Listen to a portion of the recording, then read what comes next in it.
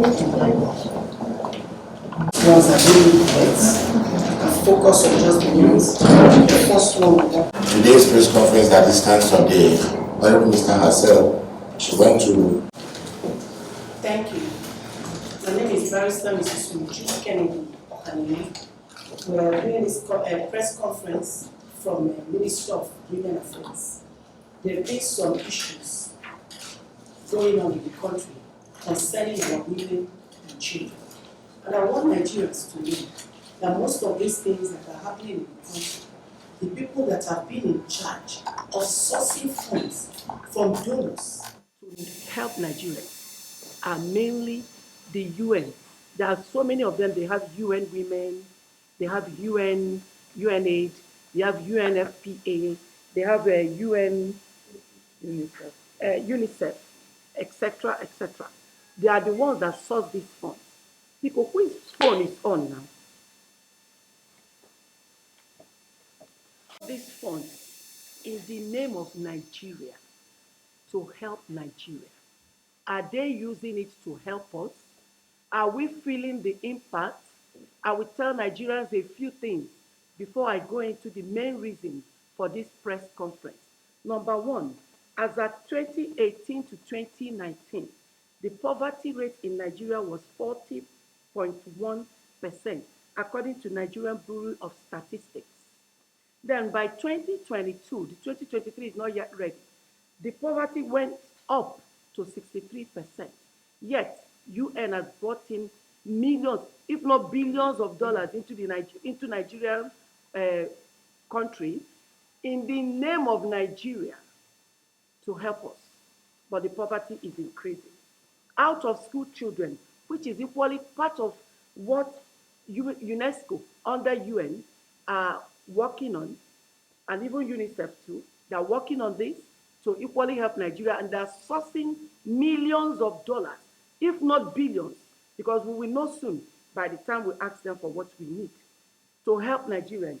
Still, by 2018, out of school children in Nigeria are 10.5 million. But today, according to UNESCO, 2022, it's 20 million children that are out of school. Yet, a lot of millions of dollars have been brought in by UN in the name of helping Nigeria. That means the monies were donated by donors for Nigerians, but it is increasing. Then, the female genital mutilation, which we know is part of what UN is sourcing money to help Nigeria. By 2018 to 2021, we had only 5 states that were still into that female genital mutilation. As of date, the states have increased to 9 states. Then, by National Women Economic Policy and Action Plan, 10% of women only are the ones that own land in the country, which is very, very poor. Then again, by women and children that are extremely poor, 43.7 million women and girls are extremely poor. 9% of women aged 15 to 49 have suffered assault, and 31% have experienced physical violence. Yet, a whole lot of monies have been brought into the country through UN in the name of our country to help us. So the gender inequality, which is part of what they bring in these monies to do in Nigeria, Nigeria is ranking number 123 globally. This is according to Gender Inequality by World Gender Gap Report 2022. We are ranking 123 generally. Then you come to violence on women, which is part of women and girls. This is equally part of what UN is bringing in billions of dollars to help Nigeria in the name of Nigeria. That the violence as of today, being 16th of October 2023, report has moved up from 24,898 it was by October 9, 2022, to 25,131. Then fatal has moved from 979 to 986. It has closed cases 1541. These closed cases was not even attended to. 1541, 1507 to 1541. Then open cases from 8627 to 8730. Then convicted cases from 309 to 319. Let me repeat a particular one. Report from 24,898 to now, as of today, 16th October, 25,131. I want Nigerians to understand something. UN brings this money in your name to help us. And on behalf of the women and children of this country, I am asking UN for accounts of these monies. That is what I'm asking the UN. Whose phone is that? Eh? But why didn't they put it on silent? I want Nigerians to know that all these monies we're talking about are meant to help them with it. That is what those monies are meant for. But instead of them helping us, this is what they do. If they feel I am incorrect, let them prove me wrong. They use our money brought in to help us to do policy, oral, sorry. They use our money to do number one, policies, oral technical support, not physical technical support, oh, oral technical support, and then meetings. In some cases, they use about 140 million to do these things, sending people, go and talk to the women's husband, convince them that the women should be working. Working on what?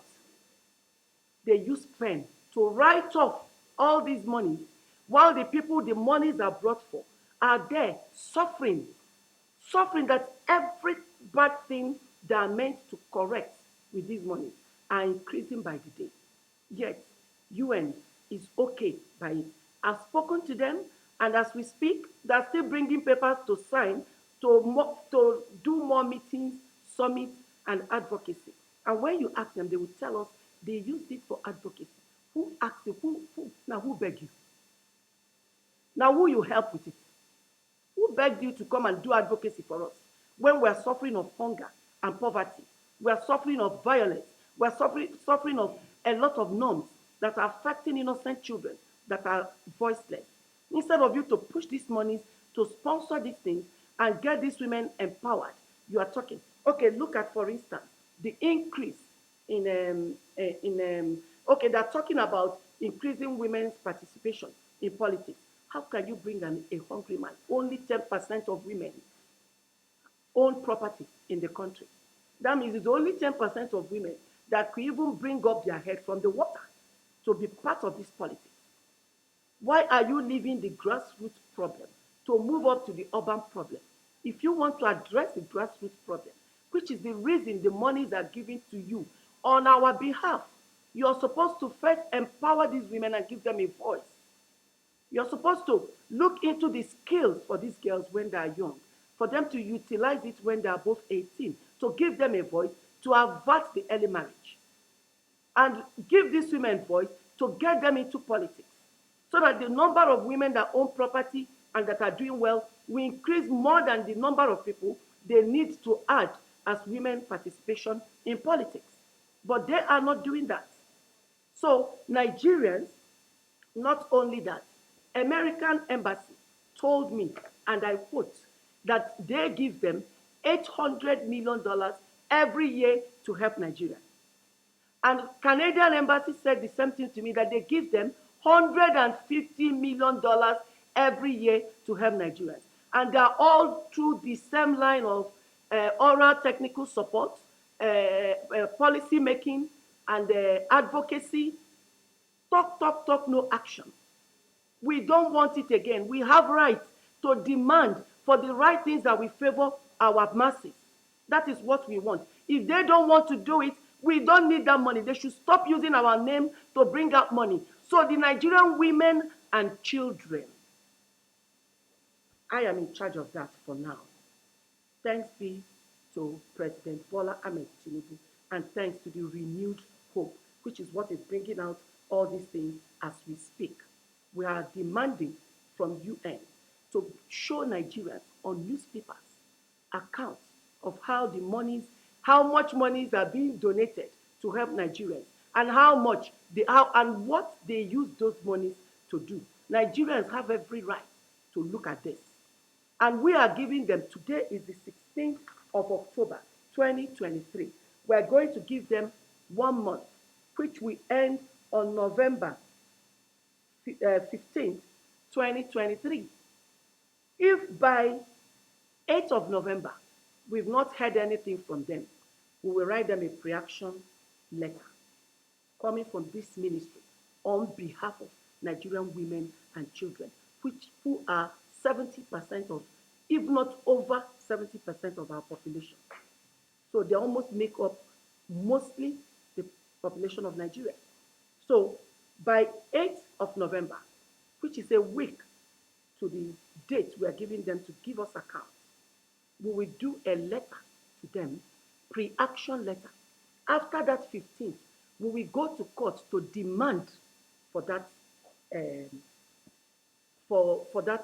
account, because you can't use 140,000, 158,000, 101,000 and write it up that you're using it for policy making, you're using it for technical support, you're using it for summits.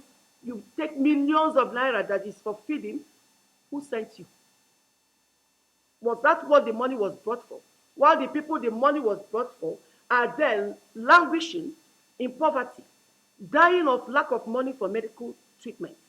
And you're there, instead of empowering them to give them voice and give them life. You people are lavishing it on, you're using pen to lavish the money. What me wrong by providing us with the account of what the monies are used for? Let Nigerians see, and I am urging the media, this is the job, the major job you are supposed to be doing. Let me tell you, part of these monies they bring in is part of the inflation that we have. It's not just all about our government and ourselves. They bring in these monies into your country. They recycle it. A lot of it are carried out back. How will our naira survive when they bring in these monies in dollars and take it out again? How does it survive? And part of the insecurity that we are suffering is mainly around poverty. Part of lack of women participation in politics is still mainly around poverty. So if monies are being given to us to help us, we expect those monies to be channeled in empowering these people, these vulnerable people, giving them voices, helping the children to make sure they go to school. When you empower their mothers, they will go to school. Because if they now don't go to school, we'll have a reason to take their mothers to court and get things done. We can't continue shutting our mouths.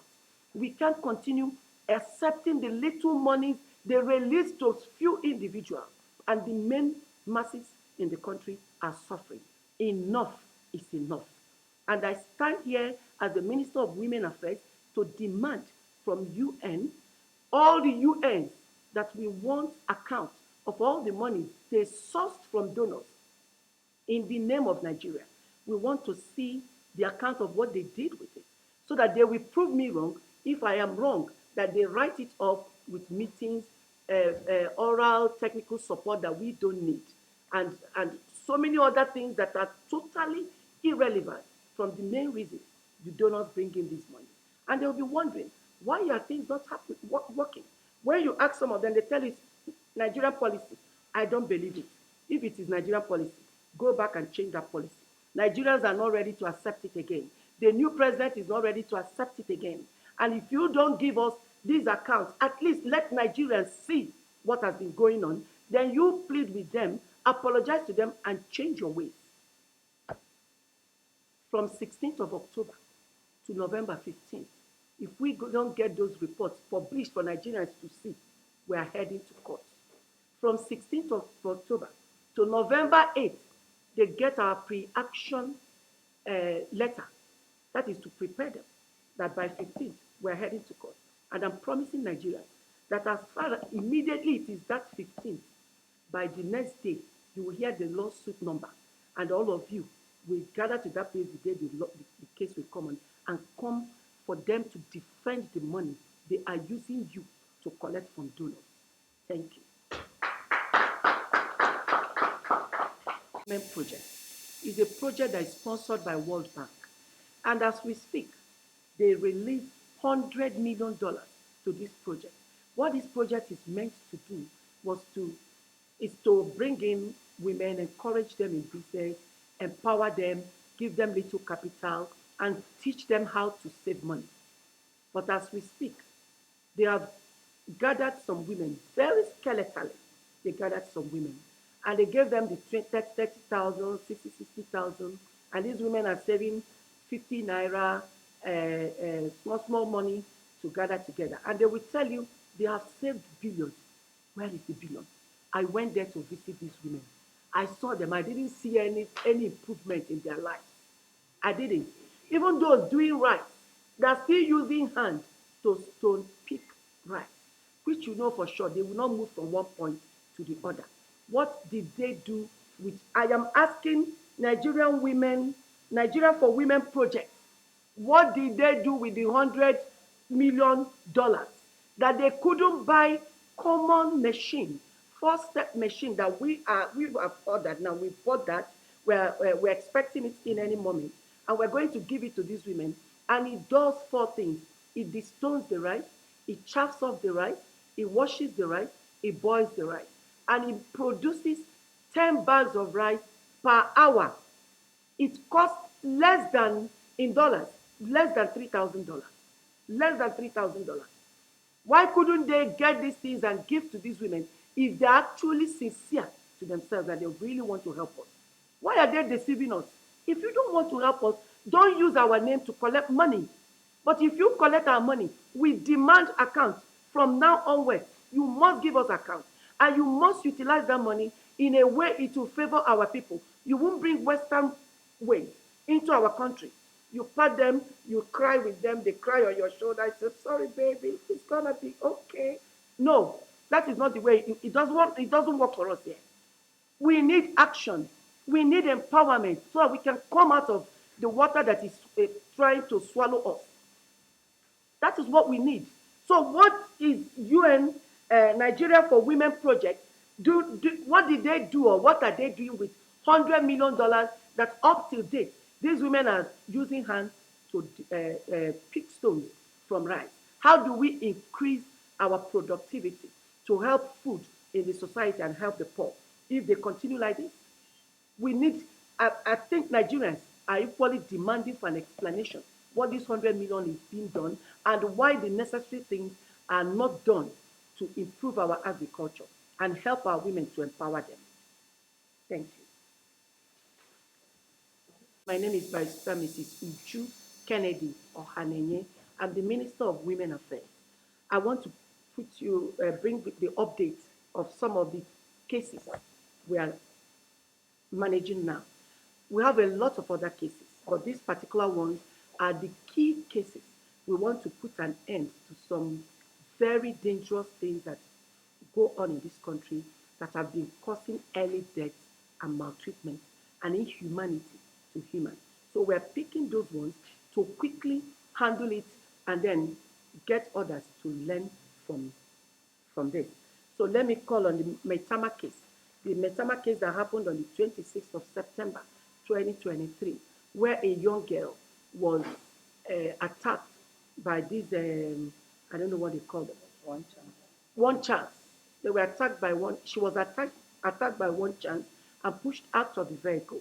They rushed her to the nearest hospital, which is Maitama Hospital. And when she got there, in the video, you will see when the door was open, and when they saw the girl, saw these people trying to bring in the girl, they locked the door. It's in the internet. It's on the internet. Just check it. They locked the door and they refused to attend to this girl, and this girl ended up dying. Nigerians have been so angry about it. In normal circumstances, it's not meant to be. Even if, let us even assume the hospital gave you that kind of that kind of directives, don't you have a heart? Where is your heart? How wicked that can a human being be to another human being? If nothing else, rush outside and even attend to that person. They waited. It was when the girl was dead and they now came to check the pulse and said she was already dead. Whatever. Why didn't you take the girl in to check her? So what excuse are they going to give us? So we stormed the Ministry of Women Affairs because we were talking about women as the lady that died was a woman. So we rushed to the hospital and we were able to get the names of people involved, those on duty that day. Because when it comes to the wickedness, we're talking about those on duty that day. The doctor on duty, Dr. Zenab Zubairu, then the medical director of the hospital, Dr. Igbinovia Inventnie, and then the chief matron, accident and emergency, Mrs. Habibat A. Musa. These were people, the main people on duty that day. And we want Nigerians to understand something. We found out they formed a panel. The same people that committed crime formed a panel. We stormed the panel because they are supposed to include us in that panel to be able to defend the late girl. They said they have included us. We are yet to receive letter to that effect to enable us join them. But we won't wait, even if they don't get the letter and we hear about that panel. These my directors, you see, all of us will run, not even walk. We will run into that place and will be part of that panel to defend that girl. And we've gone further to write a letter. We've write a pre-action letter to those names I mentioned because we can sue the hospital. But when we sue their staff, nobody will tell them to sit up. So we've written a pre-action letter which they will get today or tomorrow on failing to tell them about our intention to take them to court. We're giving them 7 days to reply to that. That is the ways of court. You must have to do this thing. Then we are writing to Public Complaints Committee of National Assembly to look into the matter and call not only these people, all the CMDs of this hospital in FCT and even across. They need to summon them for these issues to be addressed once and for all. Nigerians can't continue dying carelessly like this. Then we're equally writing to Senate President on the same issue to summon these people and call us to defend Nigerians in what they have been doing. Then after the 7 days, after the 7 days pre-action notice, the Women Affairs Ministry, through the Minister for Women Affairs, because the ministry can't go to court on its own, through the Minister for Women Affairs and Director Women, look at her here, Mrs. Funke, both of us will stand for the lady and all Nigerian women and girls and all Nigerians. We will stand there and defend them on this issue of treating them anyhow as if they are not human beings while they are, or allowing them to die carelessly.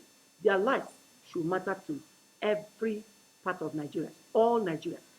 Their lives matter a lot to this president. That is why the renewed hope is focused more on women and children and the masses generally. So that is for Maitama case. There's another case we still want to use as a key case that happened in Enugu, where an 8-year-old young girl, Sochimel, I don't want to call her surname, was molested, has been molested severally by her stepfather. This particular man has given her diseases, broken her walls. Nigerians, he has given this small girl disease and broken her walls. And it has been confirmed in the hospital by the lawyer the mother of this girl ran to in the first place, Mrs. Ewelum.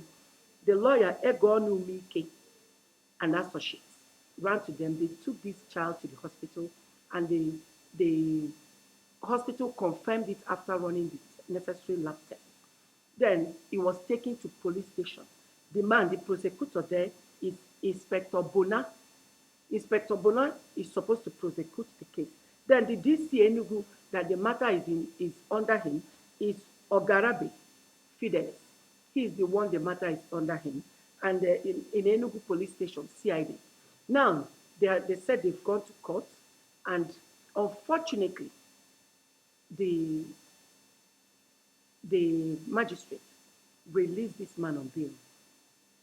I don't believe in that. He shouldn't have released him on bail. He should have detained him further.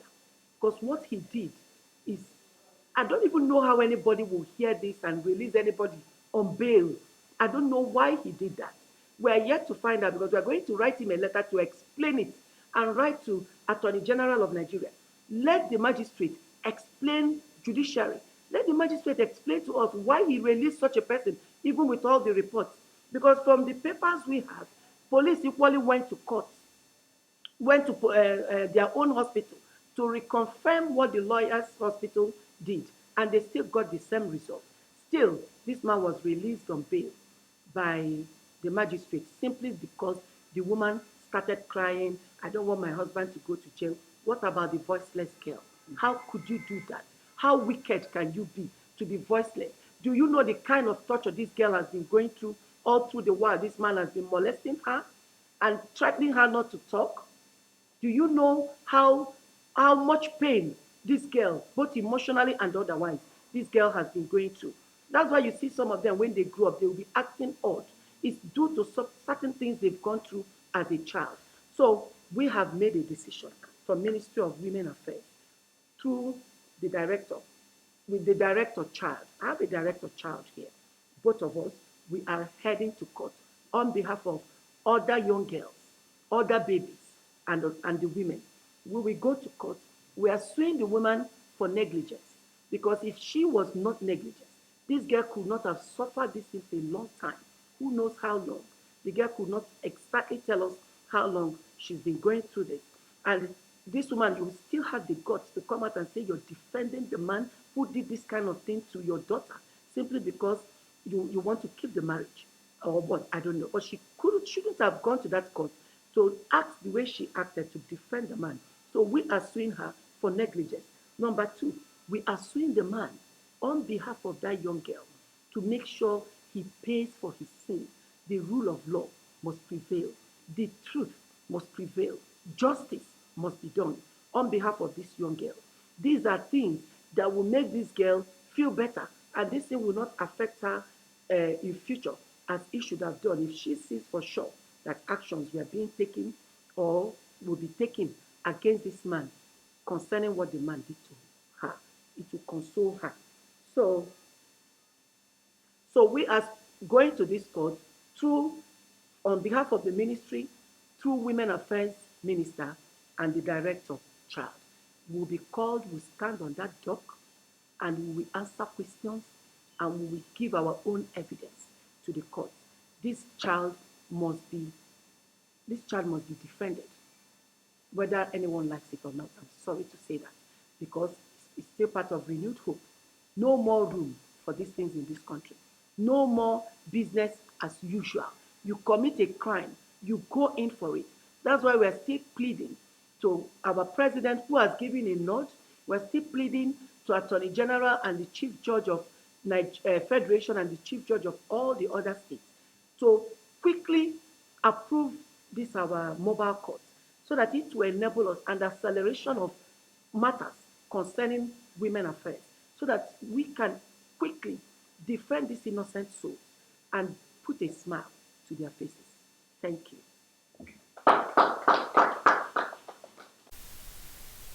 Then they said, Ma, we're working with the policies given to us in Nigeria. Are you understanding my point? So who gave them the policies? Whoever that have given them the policies, let them first show Nigerians what they use the money for. So you, as you said, it was mind-blowing on the amount. That is the way Nigerians will equally feel. And then those policies, they should find a way to go back to the people that gave it to them and change it, because Nigerians are now demanding for results. Are you understanding my point? But if you check around everywhere UN works, that is their modus of operandi. They leave the grassroots, they move to the top, and they keep talking and advocating. Because this is what they do overseas. It works for them. It doesn't work for us. So we don't want that anymore. But meanwhile, let Nigerians see what is happening. Because sometimes they use 140 million just for calling meetings. 140 million naira. But the people you're calling the meeting for, they get nothing. Are you understanding me, Ngozi? I collaborate with health, um, agric, education, health, justice. That is why we wrote to justice to give us mobile court. And we went to education on the adolescent girls. Hmm? And went to education on the adolescent girls so that we will check the list of girls that will benefit from that fund. We don't want a situation where money meant for them will be accessed by the wrong people. They are supposed to be for the vulnerable people. We discussed about it and we are on it. Health, we are on it even for the free vaccination, all those things. I'm working together with them. But when it comes to, if you check the basket money across the ministries, they are meant for women and girls. Most of the donors now donate mainly for women and girls. So I'm asking for all those monies they have in all the baskets. Let them tell Nigerians what they have been doing with it. Are you understanding my point? So what I am doing will equally affect my colleagues positively because we are talking about the same set of people. And those set of people are directly under me, Women Affairs, under Minister of Women Affairs. So we are collaborating. You can't work with President Bola Ahmed Tinubu without collaboration because we're interlinked one way or the other. 8 years. 8 years, but this started long before now, so we don't know the particular age this man has been molesting this girl. But as we speak, her walls are broken and she got an infection. And if not for the mother's sister who went to bathe her and some substance were coming out from her private part, nobody would have known. That mother that was crying for her husband to be released wouldn't have known.